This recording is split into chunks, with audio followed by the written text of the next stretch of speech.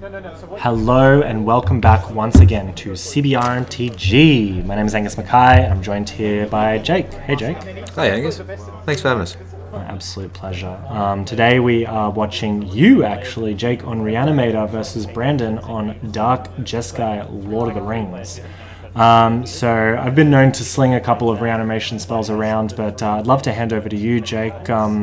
Tell us, what is Reanimator, what does it do, how does it tick? Mate, you're the best one to talk about Reanimator. This list is kind of pretty heavily based on, your lists, and we've had chats in the past about, and we continue to have chats, what's good in Reanimator. Yeah, I'm doing something a little different. Like at the time, you're not running some of the smaller threats like DRC and Ragavan, Ledger Shredder, to try and have the kind of a secondary plan, as well as trying to fuel the main plan of reanimating a big fatty. Yeah. But yeah, like as I say, you're the bloke to talk to about Reanimator. This deck that I'm also playing is playing the Abdel and Worldgorger package as well. Yeah. Yes, this was all a devious setup so that I could toot my own horn. But yeah, Reanimator, very popular archetype for combo aficionados. It's straight up put a creature in the graveyard and then try and reanimate it with spells like Reanimate and Dance of the Dead, Animate Dead. There's a few in there. And as you mentioned before with Abdel and Worldgorger Dragon, you now have a couple of infinite combos in your deck with the interaction of enchantment-based reanimation spells like Necromancy and Animate Dead, as well as Worldgorger that exiles those cards, and then it dies and then it can come back from the LTB. So a bit of a fun niche interaction to slot into your already powerful reanimation strategy. Brandon, on the other hand, is basically playing cards I like that I opened from Lord of the Rings. Yeah, a lot of Lord of the Rings tribal going on. We've got Samwise the Stoutheart, we've got Fourth Aerolingus, Lorien Revealed, which is proven to be a banger across multiple formats. What else have we got? Soren's Ransom, a diet, what would you call it? Fact of Fiction. Fact of Fiction, thank you, yep. A little bit of politics in Soren's Ransom as well. For those of you who don't know, it's a 3-mana instant in the Dimir colors that says your opponent separates 2 face-down piles into 1 face-up pile and 1 face-down pile, and you decide to put 1 into the graveyard and then 1 into the battlefield. Sorry, 1 into your hand, of course. So it's almost always 2 and 2, so you put... because if you make a pile of 3 and a pile of 1, it's very unlikely that your opponent will say no to any 3 cards. The card that would have to be face down in the 1 pile would have to be pretty spectacular to want to keep. So very fun card, but I think Brandon's maybe just like testing the waters, seeing what's good. I noticed that Brandon's also, of course, playing the One Ring, which, as you said, with Lorien Revealed, has also been quite a staple in many formats, perhaps even by design by the people who created the cards. But we'll see. There's also been actually a couple of bangers in Highlander as well. You mentioned Fourth Aerolingus as well, a card that gives you the monarchy and makes you a bunch of knight tokens, 2/2 knights. So really threatening. A lot of damage there, but not much can compare to the turn 1 Entomb from your side, thumbing through threats through your deck. I think Fourth Aerolingus is the first card to introduce Monarchy into Modern as well. Oh, interesting. Yeah, well, we'll see how they go with that. We know the initiative really sort of pushing a lot of power into those into Legacy and of course Highlander as well. And I love what you're doing here because it's very very reminiscent of the decision making that a lot of Reanimator players have had to do, which is what is the first threat we're going to entomb. For a long time, Grizzlebrand has just been that that go-to threat is the first one in the dark. What is the best creature to entomb?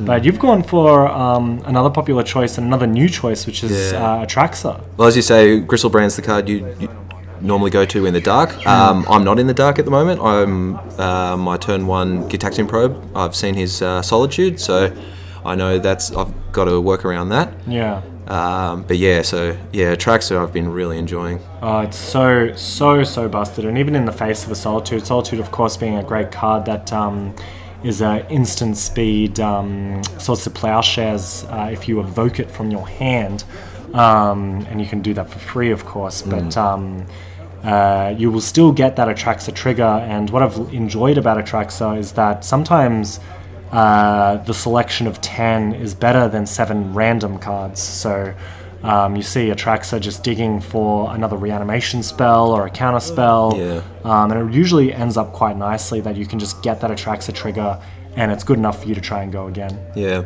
so I've stuck on the 1 lander here, and notably I have the Reanimate in hand, so I could have gone for the Atraxa on turn 2, but opted to Thoughtseize on turn 2, and just try and play it safe, as Brandon's seen a few cards from his ponder and his draw, so I wanted to make sure as best I could that the coast was clear. Yeah. Absolutely, and you might get rewarded for it now, because Brandon seemingly out of options for a giant Atraxa if one does come along, and you sort of solidifying that as well pretty expertly with the Mental Misstep. I love holding on to Mental Misstep as long as you can, but sometimes what you're gaining by doing that is the information, because you get to find out you're only missing 1 card from here that you don't know about. Unless it's a Daze or unless it's a Spell Pierce or something, you are going to get this Atraxa, and lo and behold, here's Atraxa, the Grand Unifier, ready to look at the top 10 cards of your library. We'll see here Jake very diligently putting them into piles of types, because as Atraxa enters the battlefield, for anyone who doesn't know, when it enters the battlefield, you reveal the top 10 cards of your library and put 1 of each type, including battle, into your hand. So very easy with the enchantment sub-theme, I suppose you could say, with this Reanimator thing, but you're almost always going to get an enchantment with either Dance the Dead, Necromancy, and Animate Dead, of course. Yeah. The main one. That's it. But you see, you get a free reanimation spell here, and you've even opted to not go for the other sorcery over Careful Study. So Exhume is sitting there, but fortunately you have the opportunity and we see here, this is exactly what I mentioned before. You have Careful Study, Dance of the Dead, and an Ashen Rider. Like, you have the whole combo there. So thanks to Atraxa, even if Atraxa goes away, like, you're preparing yourself for the next turn, and it's going to work out for you, I think. In our chats, you've also mentioned that you've gone off Ashen Rider, which has kind of been a staple in like previous years, because it's so flexible in the threats that it can answer. Why have you gone off of it? Yeah, it's an interesting one. I've been thinking about. I played Ashen Rider for a really long time. It's great against Krakus. It's great against anything that your opponent might be using to stop you from further reanimating, if you can manage to get a further reanimation. I think one of the big reasons was Ashen Rider is a lot worse if you don't get the death trigger, because killing, like, in a world where your main threats were like Liliana or Dreadbore, you know, like these cards that destroy target creature. That double ETB and death trigger from Ashen Rider really backbreaking, even if you're just stone raining twice. Yeah, but we're in a Leyline Binding, Solitude, Swords to Plowshares world. So. Yeah, we definitely are, and I think that's one of the main reasons why I wanted to give Titan of Industry a go for a little while. And funnily enough, even in the most recent history, being probably last night, I think I'm testing not playing Titan of Industry at all, because interesting. We'll see where it lands us. It is nice to have a flexible threat with a better floor, because if Ashen Rider has nothing to target, it's just a Stone Rain. But if Titan of Industry doesn't have anything to target, it's gain 5 life, make a 4/4. So you end up putting 11 power on the battlefield. So in theory, the floor being better for Titan of Industry was the reason why I was playing it. But yeah, it's been a rough ride for those non-legendary removal-based creatures, that's for sure. Where are we up to? So Brandon's played his third land drop return and passed it back. Yeah, not a whole lot happening on both sides. I mean, you're the one with a vigilant, almost forgetting to attack, considering it has vigilance. You never see it tapped to attack. But we got a couple of hits from that from your giant creature, your Atraxa. Brandon did you did a Ponder, Brandon did a Preordain. We're kind of just like looking for the next piece of the puzzle, but fortunately you're the one with the 7/7 flying lifelink, so the longer the game goes on without either players doing anything, the better advantage is you, of course. We have Careful Study, we're getting Otherworldly Gaze, and Bayou. Seemingly an interesting choice. I see there has been a little bit of tension in Reanimator decks because you almost always want to play Show and Tell. Definitely in the 75, quite often also in the main board, as you've decided to do in this instance. Yeah. Interesting and fun is that you didn't really have to have that tension, because sometimes you want to discard it, sometimes you want to leave it in your hand for Show and Tell. This time you didn't really have to choose, because now you have a Nation Rider in hand for Show and Tell, and a the other great Archon of Cruelty in the graveyard. And so Dance of the Dead is going to bring that Archon of Cruelty onto the battlefield. And we're going to see the Sorin Ransom, the card that we mentioned before, instant speed, look at 4 cards. And now Jake has the psychological warfare of trying to decide the best 2 piles for it. Yeah, so we're looking at Urza's Bauble, a couple of lands, and a mystery blue card. So, I mean, I think from your side, it seems to be a Treasure Cruise Bauble, and so we're hiding the Treasure Cruise. Yep. Brandon immediately snaps it off. Whatever you're trying to hide, I want it. And he's right to take it. So the Bauble and the land go to the bin, the land and the Treasure Cruise coming into hand. But Treasure Cruise is sorcery speed, so I think we might be able to see, yes, another creature enter the battlefield under control on your side, and that is Archon of Cruelty. I'd also like to call a judge on myself. Dance of the Dead means the creature should enter tapped. Yeah, we just received a judge call. Judge is coming over to the commentary table and electing to give you a warning this time and misrepresenting the board state by having a +1/+1 counter on Archon of Cruelty, where it's just +1/+1. But of course, Dance of the Dead, pile of text. For anyone who doesn't know, reanimated creature, and then it gets +1/+1, and it's tapped and won't untap, but you can pay 2 in your upkeep to untap it. So I think you're just... because it's 2 mana, you would play it regardless of its downside, and for whatever reason they've decided to negate the downside just a little bit by making it a 7/7, which is actually pretty relevant, perhaps in Brandon's deck, but definitely in lots of decks, because Archon of Cruelty is maybe one of the only creatures that has survived the Unholy Heat era of being able to remove 6/6s. Archon of Cruelty, just insane, incredible card. More than happy to keep it around, but yeah, you do have to make considerations now because Unholy Heat is again quite a played card. Alright. And that was enough for Brandon to pack it in. That was enough for Brandon. I think Brandon doing quite well to fight through that first threat. It's just gaining you a bunch of life, but not necessarily winning the game until it hits 3 times. So Brandon was happy to keep an eye out, try and keep his life total high while he can, but wasn't enough. We'll see what's happening on the sideboards. Jake, would you like to run us through your sideboard? Yep. I can bring up mine. All right. I'm working with a blue elemental blast, Cling to Dust, Hydro Blast, Pyroblast, red elemental blast, all the blasts. A Braid, Dorothy Voidwalker, Null Rod, Stronghold Gambit, Ashiok Dreamrender, Hullbreacher, Oppo Agent, Grief, and an Elish Norn, as well as an Iona Shield of Emeria. Yeah, so pretty nice. Pretty nice sideboard. Pretty, I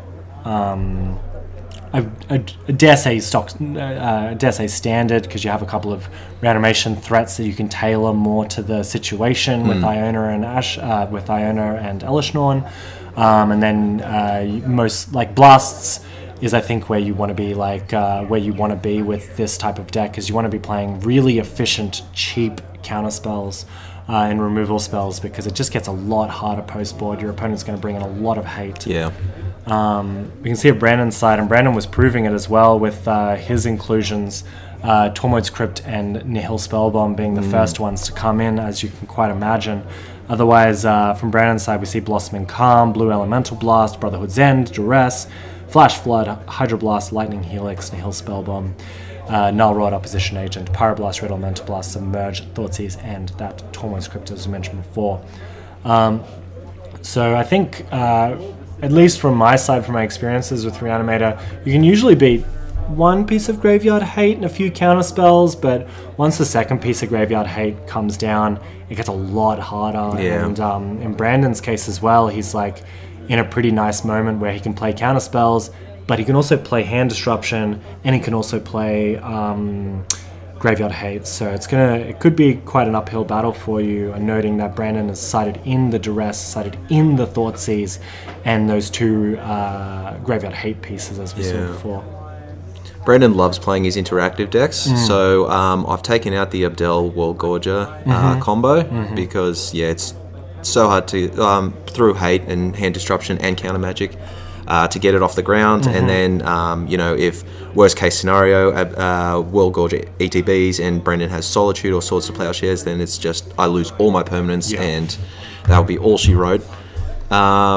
Yeah, we've seen that with, it's slightly lesser with the new card of Abdel, which is kind of like a World Gorger Dragon, but they've cleaned up some of the downsides.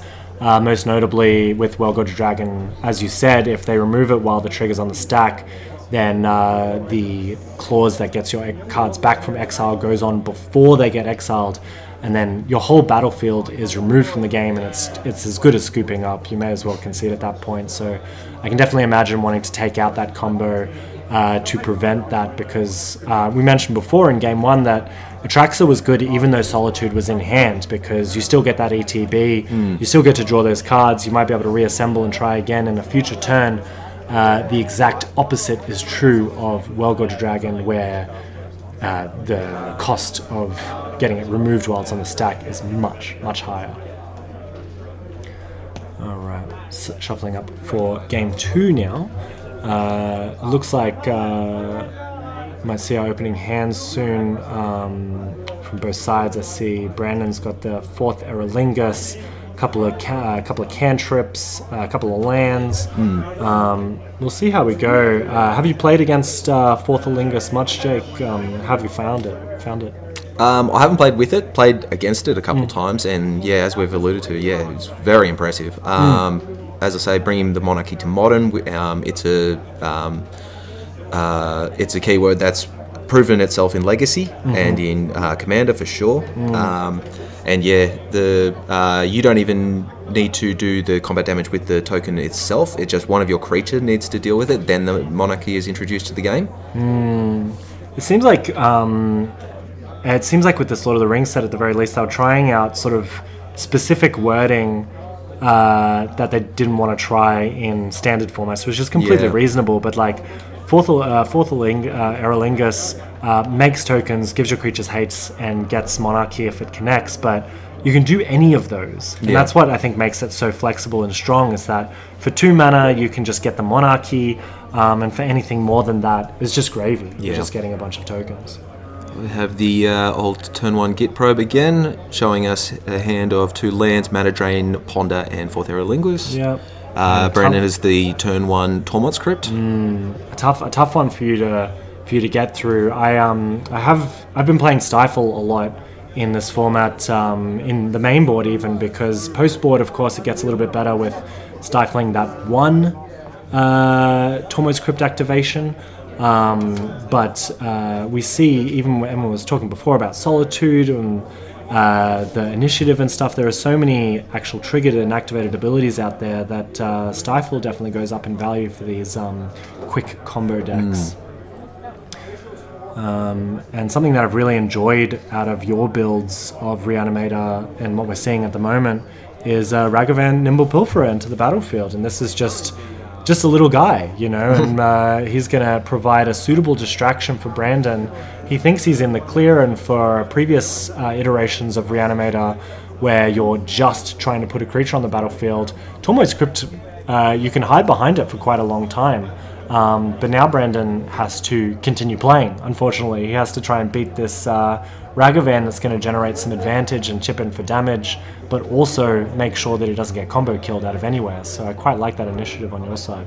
Brandon's also found himself a Force of Vigor, Force of Negation off of the Ponder, so that's extra layer of protection for him. Yeah, he's really, I mean, this is like an unbeatable hand if you didn't have that Ragavan, but with a little bit of hopefully you get a nice card off the top of Brandon's deck, so that you can sort of cast cards without having to worry about losing cards from your hand to these counter spells. But even just attacking, making sure you're hitting your like pseudo land drops with these treasures can really help power through those plays.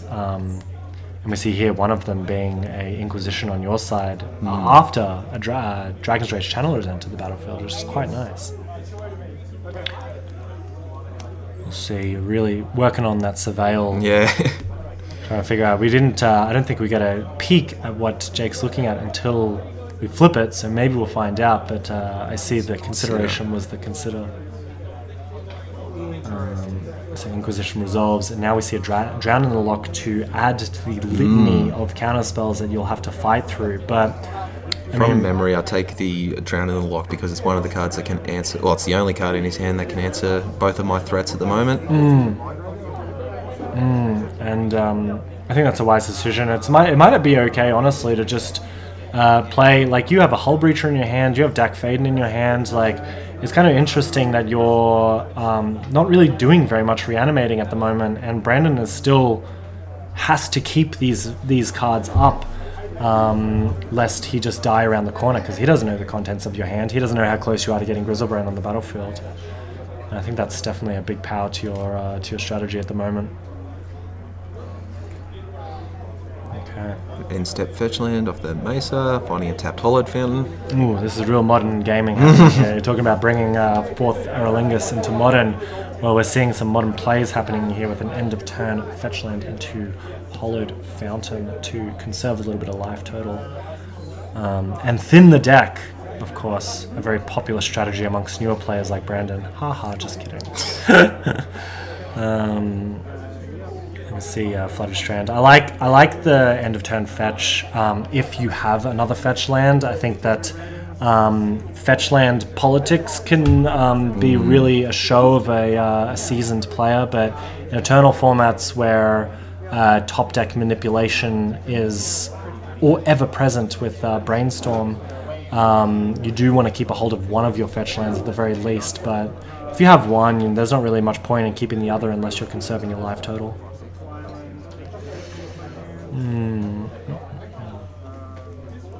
So at the moment I have Sorcery, Land and Instant in the graveyard, so DRC is not Delirious, only a small boy. Only a small one for sure, and we're going to see this 4th Aerolingus come out. Brandon going to try and snag the Monarchy away from you. As you mentioned, your DRC only a 1/1, so probably not in a great position to block the 2/2 Knight that's about to come. We're just tossing up. I think you're tossing up maybe whether or not you're going to counter it, or if you're going to block even, I suppose. But it has resolved. We see a Gabriel Nassif token. And Brandon just passes the turn instantly. He doesn't even consider attacking. So keeping that 2/2 Knight back to either block my Monkey or the DRC. Yeah. It's an interesting decision. I mean, the allure of Monarchy is definitely there, and the desire to grab it is definitely there, but Brandon's opted just to have some protection from the Monkey that is trying to run away with the game. I think it's a smart play as well, just not attacking it and introducing the Monarchy into the game, because then I would just crack back and take it off of him. And then we're playing that kind of back and forth with it. Yeah, I guess that's absolutely true, is that you're actually just letting both people get an extra draw each turn. And I think while you're sitting on the Tormo's Crypt and you're sitting on the Mana Drain, you're sitting on the Force of Negation, it's probably okay to just not do anything, sit back, stop this Ragavan from attacking, and you're absolutely right. If this Dragon Rage Channel ever becomes active, it's going to be impossible for Brandon to maintain the Monarchy.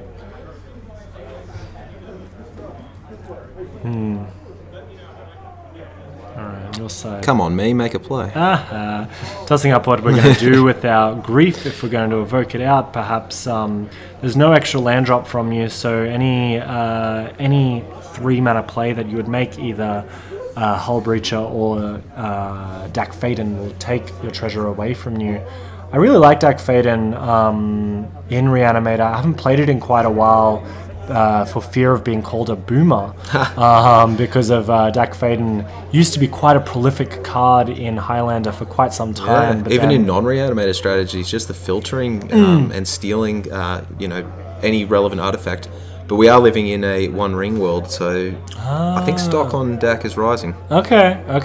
I'll keep a hold of my copy for potential future, but.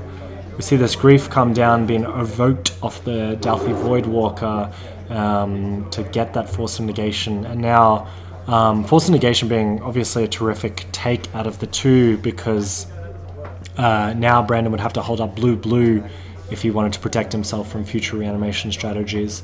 But Dak, interesting here, and something that at least I didn't consider, is that at any point, if you wanted to, you could take that Tormoid script with the Dak Faden, and that provides a little bit of extra protection from your side. That's a good point. Something for players at home, if you're tossing up what Graveyard hate to play, I think something that is underplayed, that people is definitely underplayed, is Grafdigger's Cage. I mean, Grafdigger's Cage can't get stifled, can't get taken by Dak Faden. So it could be a good reason to start playing it, but I think people see like Soul Guide Lantern, they see Relic of Progenitus, they see Nihil Spellbomb, and they're kind of like, well, how can I get also a little bit of advantage? Tormoid's Crypt, of course, being one of the best choices because it is 0 mana, can get out from under everything, can dodge a mental misstep, and can do what it's doing at the moment, which is not stopping Brandon from doing anything, but has threatened to hurt you in some way or another. So this is a petty theft on the Dak Faden in Brandon's main phase? Yeah, just getting rid of that 3 mana thing. Brandon saying that you had to sacrifice your treasure to cast it. You did do some drawing and discarding, which is nice, so didn't get to see an extra land until this very moment when you top deck your Bayou. So we could replay Dak Faden here, definitely. See if we go for that line. But I like Petty Theft a lot, both against Reanimator and for Reanimator as well, because just the best into the royal effect I think that we've had in a little while, just being attached to a body, but also obviously going on a little adventure allows you to reclaim some of that lost value by having to bounce something back to your opponent's hand instead of outright getting rid of it. And we have gone to combat, attacked with DRC, not Ragavan, and before blocks are declared, Brandon has decided to pop the Tormod script, which is a very smart play, shrinky-dinking the DRC. I like this a lot because you also had that otherworldly gaze, and just actually doing this profitable block I think is really, really clever on Brandon's side. Finding the right time to do Tormod's script can be difficult. The allure of doing it at the very last opportunity is always there. Like, you always want to do it in response to your opponent casting Reanimate or whatever to force the hand, but pushing it off now seems to be a really, really heads up play from Brandon.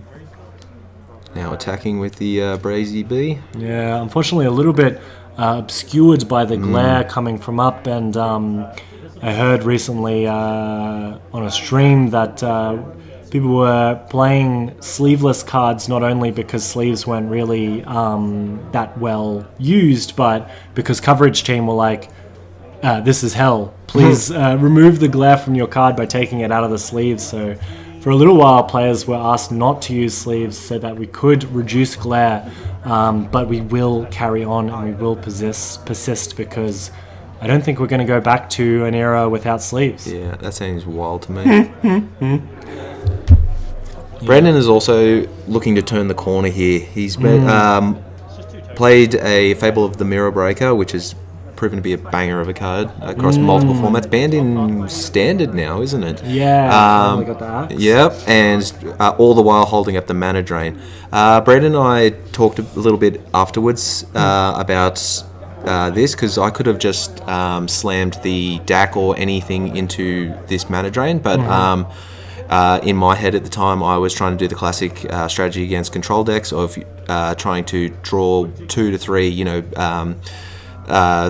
valuable threats that need an answer to try and stretch out his resources and force him to use the mana drain suboptimally. Yeah. But yeah, so with what's happening here is with the Fable of the Mirror Breaker second ticking up to draw, discard up to 2, draw 2, I have flashed in a Hull Breacher, and Brendan has opted to not discard anything. He might, yeah, he might not have even done it originally anyway. It depends on what this last card is, but I don't think we're letting go of this mana drain. Yeah, well, the option was there to counter the Hull Breacher with the mana drain, but he opted not to, valuing the DAC that he knows about. Yeah, that's completely reasonable. I mean, DAC, like, really getting you back in the game if you're trying to do graveyard shenanigans, of course, being able to tick up every turn. So he's definitely holding on to the mana drain, but with the Hull Breacher, I mean, it stems the bleeding a little bit. Brandon can't turn on any cantrips anymore, but Brandon might be at the point where he doesn't really need cantrips because he's attacking for 5 now, and that's a lot of damage. Trigger the Goblin, get himself a treasure.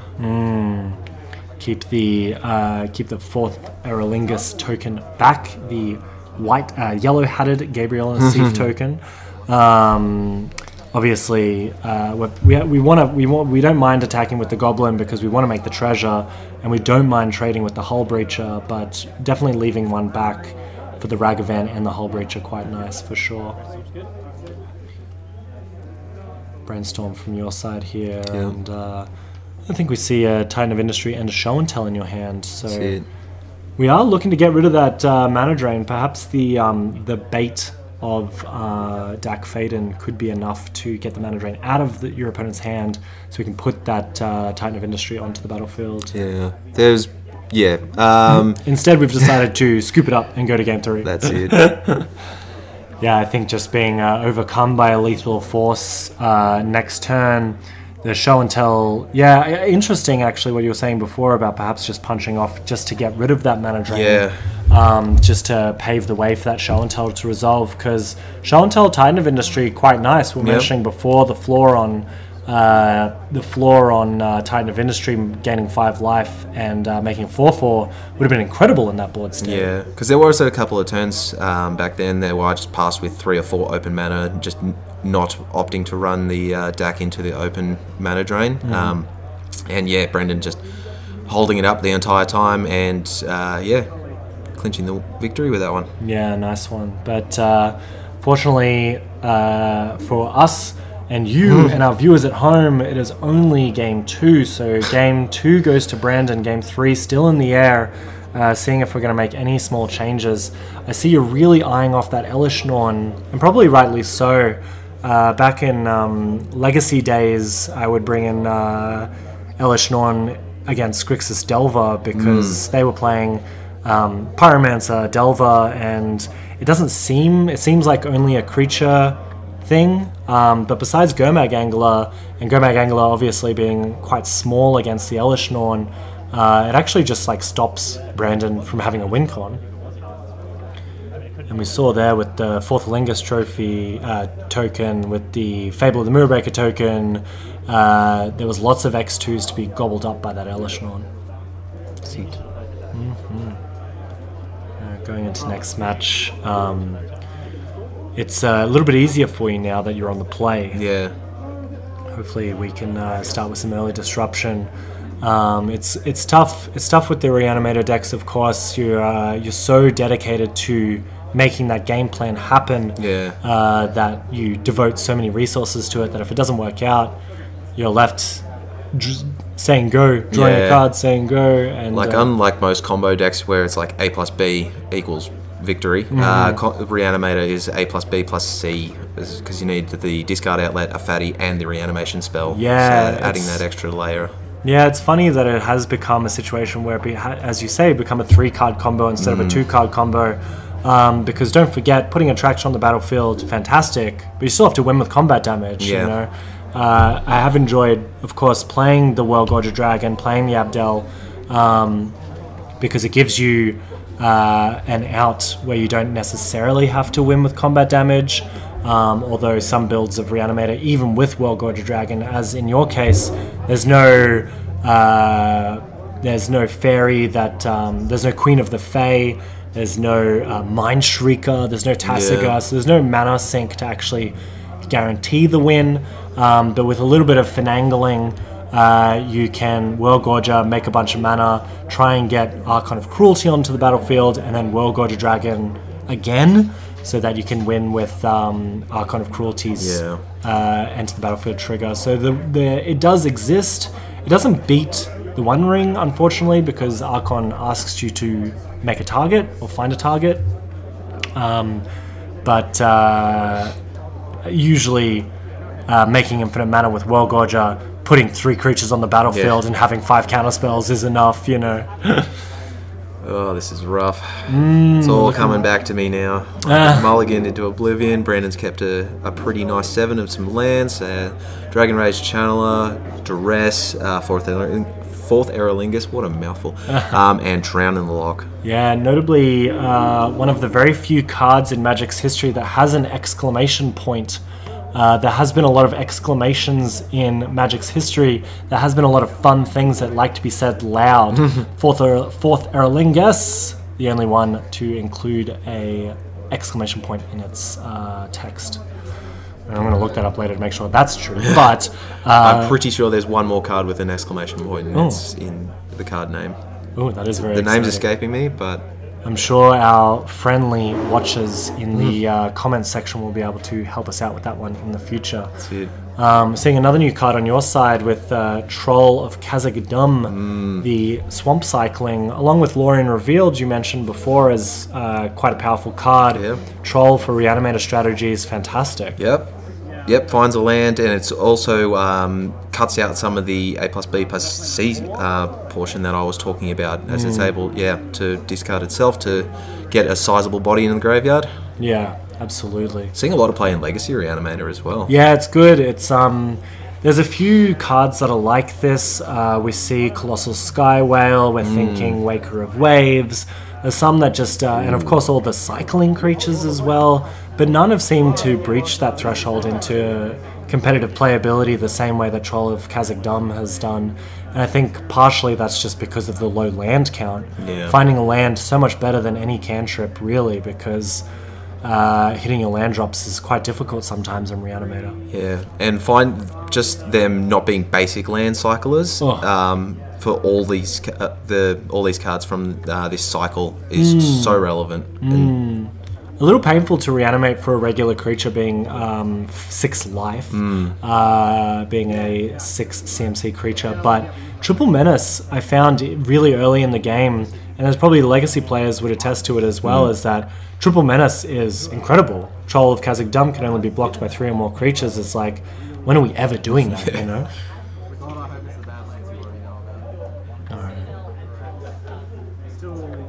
Here we go, having a Urza's Bauble look at a random card in your hand, revealing that Force of Will. Good information from Brandon, but not much joke's on else. him, I've got nothing to pitch to it. Exactly, yeah. He doesn't know that your hand is garbage, but he does know that there is a free counterspell sitting in your hand waiting to be deployed. Kind of looking a little bit less powerful in when we're looking at Brandon's hand, because we see the red blast. I think we just saw a Tormoise Crypt onto the battlefield for the second time this match, and yeah, it's gonna be a hard slog for you from here on out, I think. Duress being the top card of your library. Yeah.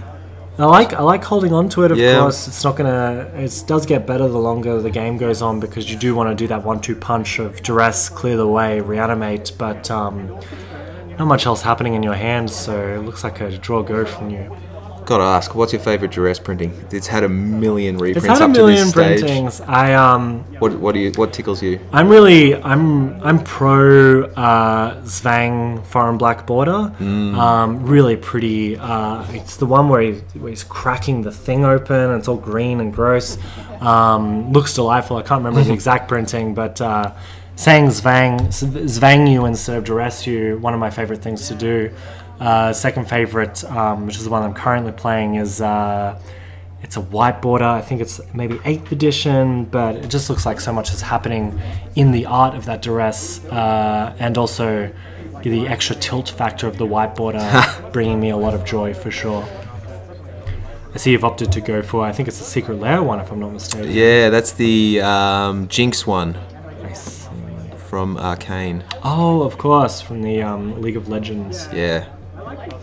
Do recommend that show. Yeah. Anyone's looking for something quality to watch. Oh, there you go. Recommendation straight from the horse's mouth. This one, 7th edition. Yep. We'll bring it up on screen. There we go. Bring it up on screen so you can see it as well. But oh boy, there's lots of duressing happening Yep. here. The person in the art of the card looking supremely duressed. Absolutely. Back to our games, of course. We see the 4th Aerolingus, and I think Brendan has actually decided that he would like to do some Monarchy garbage as represented by a token that's obscured by glare, but yes, Brendan has gone in with that Dragon's Rage Channeler, attacked for 3, and is now maintaining the Monarchy, and looks like he might be able to keep it around. It's a rough hand to look at. Yeah, Jake now getting the feeling of seeing that hand for the 2nd time in his life, the Drown in the Lock, the Red Elemental Blast, and the Mana Drain making its return. And I don't know, this is going to be a real uphill battle for you. You do get to take 1, of course, but the other 2 are going to remain, and we're going to do a lot of threatening. See Jake tossing it up. Faithless Looting in hand, fantastic draw. Good time to pave the way with that duress to see if we can resolve that Faithless Looting. And we are going to resolve it here. What's the time in the round? We'll see what we see. There's a Dragon's Rage Channeler and Polluted Delta. Yeah, notably Brandon accidentally tapped his mana. He tapped the Tundra instead of just tapping the Badlands as well as the Plateau. Then he would have been able to have the double blue for mana drain up. Not that it's, doesn't look like it's going to be relevant in this stage of the game, but it's just a small misplay that, you know, he mentioned afterwards that, I don't think it's even, I mean, it's not necessarily a misplay because you're also holding up Drown in the Lock, but you're right that you're like, if you're, I don't know necessarily, maybe because Drown in the Lock can also kill creatures, like you're you might not want to mana drain a Ragavan, but you might be okay with Drowning in the Lock or Ragavan. It might not matter because of the situation that we find ourselves in, but if you ripped a reanimation spell off the top, you might have been able to get there, but I guess we have the Torment Script as well, so I think under those few layers of protection you might be fine, but Dragon's Rage Channeler being the choice from your side. And will stay alive because of this Drown Lock being in the graveyard. We're going to start trading blows here. Dragon's Rage Channeler must attack. There is no question about whether or not it can attack. Your decision to block or not block is predicated on instant sorcery land creature in the battlefield. So you could have blocked, but I think perhaps using the contents of your hand as an indicator, just getting the Monarchy, maybe drawing a couple of cards might just be the better decision. But it will be a tough decision regardless from here on out. I'm pretty sure I opted not to block just because I needed the DRC around just to surveil. Because how poorly my hand is shaping up, I just need all the sculpting I can get. Ooh, and Brandon's not making the sculpting any easier with this Daze off the top. We're going to exile that Faithless Looting. We are not going to have a look, but we will get the Surveil, and we will get to attack, and we will get the Monarchy. It is going to be really tough for you here, though, definitely. Alright, so here comes Dragon's Rage Channeler. Here comes the I Am the Monarch token. And I see a small adjustment of the life totals. And it would be nice to have the Monarchy, but it is going to be hard to keep it around, that's for sure. Yeah.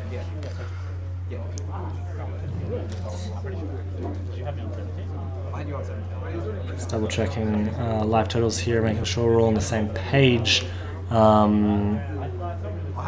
Checking, I see here a couple of fetches. No attacks from you as of yet. Here comes the first attack. He has fetched once or twice. Yeah, we've seen a couple of fetches in there. Life total being, of course, accurately represented ahead in post-editing magic. But for now, we will just check the Surveil, check the Gitaxian Probe, and Brandon's about to get an eyeful because you can see in your hand that you have a Force of Will and you have a Titan of Industry, if I remember correctly, and not much else. Yeah. Ashen Rider Thoughtseize, it's okay, but seeing those big fatties stuck in hand is going to make things a lot more difficult. So Brandon might be breathing a sigh of relief here, knowing that you don't have the blue card for Force of Will, and you do have a couple of creatures. We might see a Show and Tell, but Red Blast is going to make that difficult. Mana Drain is going to make that difficult. Who knows? Brandon might find the 50th or 60th counterspell off the top with the Graveyard Hate on the battlefield. Oh, it's not looking ideal. Is a Deathrite Shaman to really lock down that graveyard. Yeah, really solidify it. So, I mean, it's not looking good for our hero. It's not looking good for our hero here, that's for sure. And once the Deathrite Shaman regains his summoning sickness, you might even just be able to punch off that Tormoid's Crypt and shrink the Dragon's Rage Channeler if that was something that you were interested in. But the Deathrite Shaman, of course, being a very old and classic main deckable Graveyard Hate piece. That card was 0 points for how many years? Ooh, long time. Yeah. Long time. Grixis Control was loving having a mana dork. Absolutely enjoying it. Received a point maybe even 10 years ago or something like that. It was a long time. I don't think it was that far back, but not far maybe off. 50, 60 years ago, back in the 40s, we were playing Highlander. Yeah, we'll see a careful study here. A very desperate, careful study. Yeah, Despacito for here. We're doing a surveilling, and we don't like it. We're going to bin it. We're going to look for some more cards. We see that blue card for that Force of Will looks to be a Hull Breacher. We see a couple of lands. There's not much else going to happen on your side. No. It's tough out there. It's tough out there. We see the Ashen Rider and the Titan of Industry going to the bin. We've made our land drop for turn. We do have the blue card for the Force of Will, but no reanimation spell. We have a Thoughtseize, but we cannot beat this Deathrite Shaman, and we can't beat this Tormoid's Crypt. I think we're wondering what else is available to us at this point. Careful Study was good there. I mean, you got to see the Hull Breacher. That's at least another distraction piece, and you very well might punch it off to either. I mean, we're pretty late in the game, so it's not fantastic. But I really like the Hull Breacher end of turn because it would either eat the Mana Drain, it would either eat the Red Blast, and then your opponent would be tapped out, and you'd be free to sort of do what you want to do in your first domain phase while the stack is empty. So a little bit earlier, Hull Breacher might have done more, but. It's a little bit late, for sure. Yeah. End step consider from Brandon. And so, yeah, I think he's resolving the Surveil trigger first. Yeah. Okay, there we go. Yeah, I think we're deciding exactly when and what triggers are on the stack and when we're responding. But I think this is fine for you, like getting that Red Blast out of the way. Ain't nothing to it but to do it. Ain't nothing to it but to do it, and this is a perfect time to do it as well because the cantrip, of course, being negated by your being negated by the Hull Breacher, but in this case, just eating that extra counterspell. Yeah, and here we're solidifying that victory by Brandon. Very good showing from him, of course, and once we start activating the Deathrite Shaman just for fun, it really solidifies that endpoint. Lovely. Well, thank you so much for joining us once again. This has been CBR MTG's Highlander footage. Looking forward to bringing you more videos in the future. Stay tuned for then. So thank you, Jake, for joining us. Thanks for having me. And we'll see you next time. Beauty.